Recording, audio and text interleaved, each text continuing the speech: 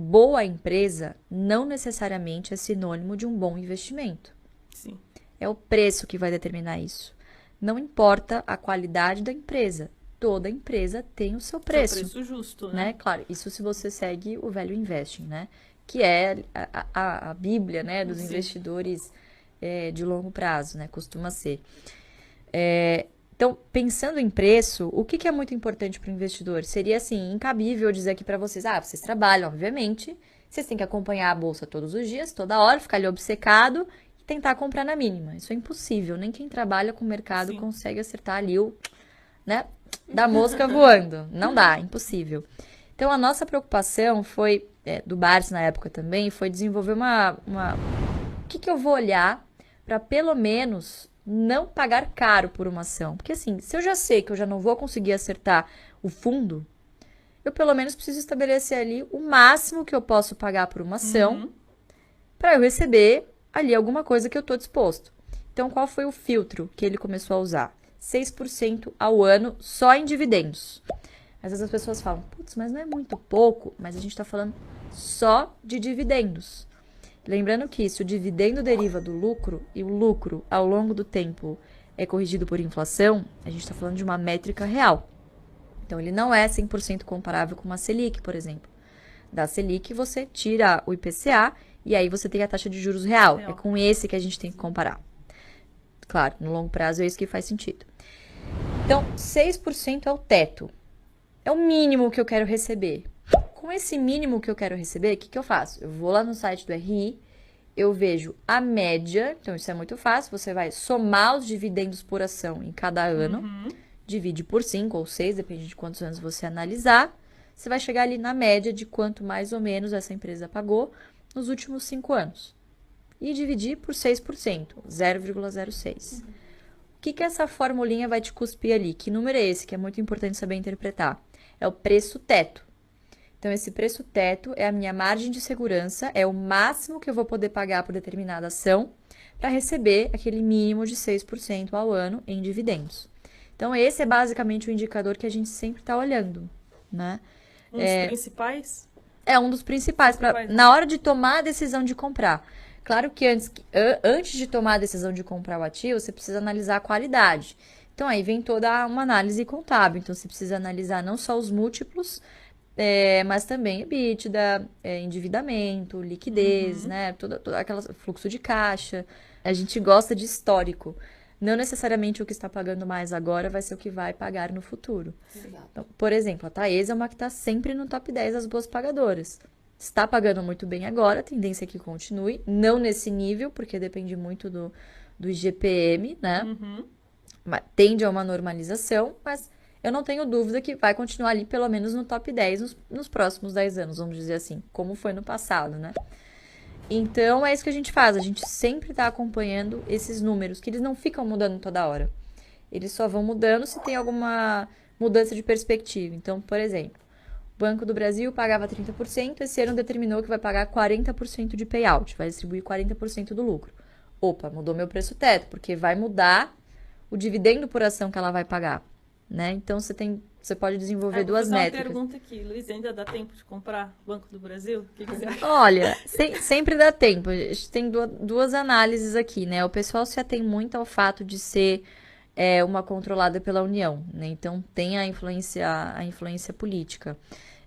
Mas é um banco, assim, cujo estatuto, cujas regras de governança tem dado uma certa blindagem, né? Eu acho que de 2016 para cá, pelo menos tem se tentado isso, né? Se conquistar isso com a lei das estatais, uma maior segurança jurídica, né? Um comprometimento dos administradores, até uma política mais rígida de indicação pelo governo desses candidatos que sentam nos conselhos de administração, né?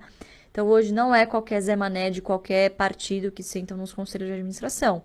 São conselheiros também independentes de carreira, pessoas experientes e que, obviamente, também estão preocupadas com as suas reputações. Então, são pessoas que, teoricamente, têm um incentivo de tomar boas decisões para as empresas e para os acionistas que eles também representam. Então, eu acho que quando você tem ali investidores mais atentos, né, mercado prestando atenção nas estatais e administradores que estão, de fato, tomando decisões em prol da empresa e não do governo, do controlador, fins populistas, enfim, você tem ali melhores empresas, empresas com melhores governança. Não estamos ainda no céu, obviamente, muita coisa a melhorar, mas a gente evoluiu muito nesses últimos 5 anos. Vide, por exemplo, o que aconteceu com a Eletrobras, né? Sim. E toda a agenda de privatização que tá um pouquinho Aos engasgada. poucos, né? Mas aos poucos a tá. gente tá evoluindo. Mas, poxa, quanto tempo a gente já não fala de privatização de Eletrobras, né? E eu acho que as estatais vieram esse ano para fazer o pessoal morder a língua, né? Então, o pessoal que, não investe em estatal, muito arriscado. Poxa, Banco do Brasil despontou em relação aos outros bancos. Eletrobras também, bom, agora é privatizada, mas o governo ainda tem uma boa parcela das ações, então podemos dizer que tem forte influência. Mas, basicamente, né, aquilo que eu disse, se o seu pilar é renda, você precisa buscar alguns tipos de empresas que geralmente se encaixam de setores que fazem sentido por algumas características. Então, perenidade do negócio, né? A consolidação de mercado dessas empresas, né? Por que que isso é importante? O Brasil é um país que convive com a inflação, isso é histórico. Então, empresas líderes dos seus mercados, elas conseguem ter uma vantagem de preço. Elas repassam no preço esse viés inflacionário. Claro que isso não acontece para e passo, não é, a inflação veio, amanhã ela corrige, não é assim que funciona, mas quando você olha em retrospectiva, em média, ao ano, essas empresas, a maioria das empresas da Bolsa conseguiram repassar a inflação, superar a inflação, né? Porque são ativos reais. Então, Isso até é um debate, né? Muito... Exatamente. As ações, elas protegem Sim, da sim. inflação. E de regra, sim. O problema é que, geralmente, o momento de maior oportunidade, justamente o momento em que a bolsa está competindo diretamente com a renda fixa, né? Então, é complicado você convencer o cidadão de que é muito bom você investir na bolsa para colher um dividend yield muito superior a 14%, né, 13,75% ao ano, mas para daqui 5 anos. Sim, agora ele não quer, né? Agora Não, ele quer agora, ele tem agora. Então, para que ele vai esperar 5 anos?